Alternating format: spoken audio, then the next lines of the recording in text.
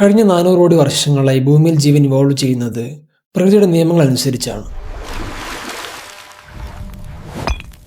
ഡാർവിൻ്റെ theory നമുക്ക് ഓർമ്മയുണ്ട്, survival of the fittest.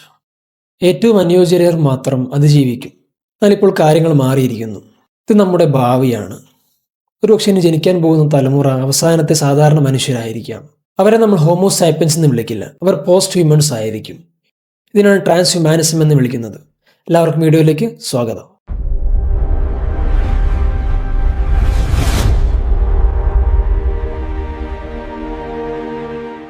മനുഷ്യ ശരീരം എന്ന് പറയുന്നത് വളരെ ദുർബലമായ ഒരു മെഷീനാണ്.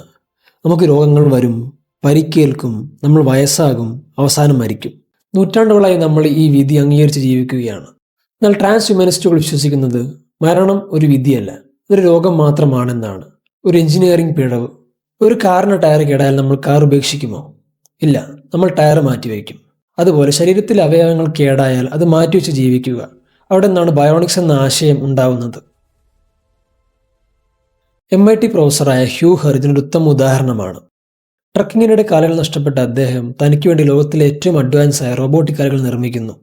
ഇന്ന് അദ്ദേഹം ഒരു സാധാരണ മനുഷ്യനേക്കാൾ ഏറ്റവും വേഗത്തിൽ നടക്കുന്നു, മല കയറുന്നു. ഈ ബയോണിക് അവയവങ്ങൾ നമ്മുടെ തലച്ചോറുമായി നേരിട്ട് കണക്ട് ചെയ്തിരിക്കുകയാണ്. ഭാവിയിൽ കയ്യോ കാലോ മാത്രം നഷ്ടപ്പെട്ടവർക്ക് മാത്രമല്ല ഇത് ഉപയോഗിക്കാൻ കഴിയുക. കൂടുതൽ ശക്തിക്കും വേഗതയ്ക്കും വേണ്ടി സാധാരണ മനുഷ്യരും സ്വന്തം ശരീരഭാഗങ്ങൾ മുറിച്ചു മാറ്റി റോബോട്ടിക് അവയവങ്ങൾ വെച്ചുപിടിപ്പിക്കുന്ന കാലം വിദൂരമല്ല. ശരീരം മെച്ചപ്പെടുന്നത് ഒരു കാര്യം, എന്നാൽ നമ്മുടെ ബുദ്ധിശക്തിയോ? ഇത് നമ്മുടെ ഏറ്റവും വലിയ വീക്ക്നെസ്. ഡാറ്റ പ്രോസസ്സ് ചെയ്യാനുള്ള നമ്മുടെ തലച്ചോറിൻ്റെ വേഗത കുറവാണ്. നമ്മൾ ഒരു ഫോണിൽ ടൈപ്പ് ചെയ്യുമ്പോൾ നമ്മുടെ വിരലുകളുടെ വേഗതയാണ് നമ്മൾ നിയന്ത്രിക്കുന്നത്. ചിന്തിക്കുന്ന വേഗതയിൽ നമുക്ക് കമ്പ്യൂട്ടറിനോട് സംസാരിക്കാൻ കഴിഞ്ഞാലോ? ഇലോൺ മസ്കിന്റെ ന്യൂറാലിങ്ക് എന്ന കമ്പനി ഇത് സാധ്യമാക്കി കഴിഞ്ഞു.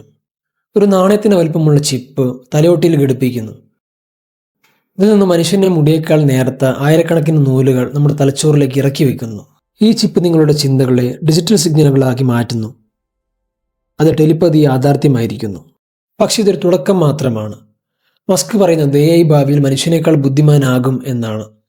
AI നമ്മൾ അടിമകളാക്കാതിരിക്കാൻ നമ്മളും AI തമ്മിൽ മെർജ് ചെയ്യണം. ഇതിനെ സിംബയോസിസ് എന്ന് വിളിക്കുന്നു. നിങ്ങൾക്ക് ഒരു പുതിയ ഭാഷ പഠിക്കണമെങ്കിൽ എത്ര വർഷം വേണം? ഭാവിയിൽ നിങ്ങൾക്ക് അത് നിങ്ങളുടെ തലച്ചോറിലേക്ക് നേരിട്ട് ഡൗൺലോഡ് ചെയ്യാൻ സാധിക്കും. നിങ്ങളുടെ ഓർമ്മകൾ ഒരു പെൻഡ്രൈവിലേതുപോലെ ബാക്കപ്പ് ചെയ്ത് വെക്കാം. ഇന്റർനെറ്റ് മുഴുവൻ നിങ്ങളുടെ തലച്ചോറിന്റെ ഉള്ളിലായിരിക്കും. ഏത് ചോദ്യത്തിനുമുള്ള ഉത്തരം നിങ്ങൾ ചിന്തിക്കുമ്പോൾ തന്നെ നിങ്ങളുടെ മുന്നിൽ വരും. നമ്മളെല്ലാവരും സൂപ്പർ കമ്പ്യൂട്ടറായി മാറും. ഹാർഡ്വെയർ അപ്ഗ്രേഡുകൾ മാത്രമല്ല ട്രാൻസ് ഹ്യൂമനിസം. നമ്മുടെ സ്വന്തം സോഴ്സ് കോഡ് തിരുത്തിയതിനെക്കുറിച്ചും അവർ സംസാരിക്കുന്നു. എന്താണ് മനുഷ്യന്റെ സോഴ്സ് കോഡ്? DNA.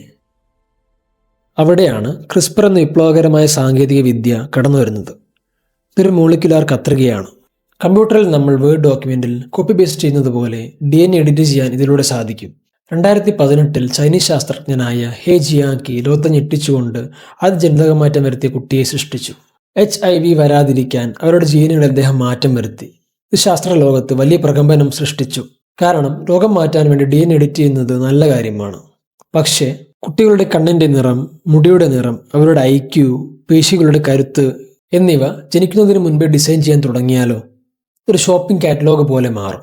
ഇവിടെയാണ് ഏറ്റവും വലിയ ധാർമ്മിക പ്രശ്നം ഉടലെടുക്കുന്നത്. ഈ സാങ്കേതിക വിദ്യയ്ക്ക് കോടിക്കണക്കിന് രൂപ ചിലവ് വരും. സ്വാഭാവികമായും അത് പണക്കാർക്ക് മാത്രമേ ചെയ്യാൻ കഴിയൂ. അങ്ങനെ വരുമ്പോൾ പണക്കാരുടെ കുട്ടികൾ മാത്രം കൂടുതൽ ബുദ്ധിമാന്മാരും രോഗം വരാത്തവരും കൂടുതൽ കരുത്തരുമായി ജനിക്കും. പാവപ്പെട്ടവരുടെ കുട്ടികൾ സാധാരണ മനുഷ്യരായി. ഇത് ലോകത്തെ 2 പുതിയ ജീവിവർഗങ്ങളായി തിരിക്കും. ബുദ്ധിയിലും കഴിവിലും ബഹുദൂരം മുന്നിലുള്ള സൂപ്പർ ഹ്യൂമൻ വർഗം ലോകം ഭരിക്കും. വയസ്സാകുക എന്നത് നമ്മൾ വിചാരിക്കുന്നത് പോലെ മാറ്റാൻ കഴിയാത്ത ഒരു പ്രകൃതി നിയമമല്ല. കോശങ്ങൾക്ക് സംഭവിക്കുന്ന ഡാമേജ് ആണ് പ്രായമാകലിന് കാരണം.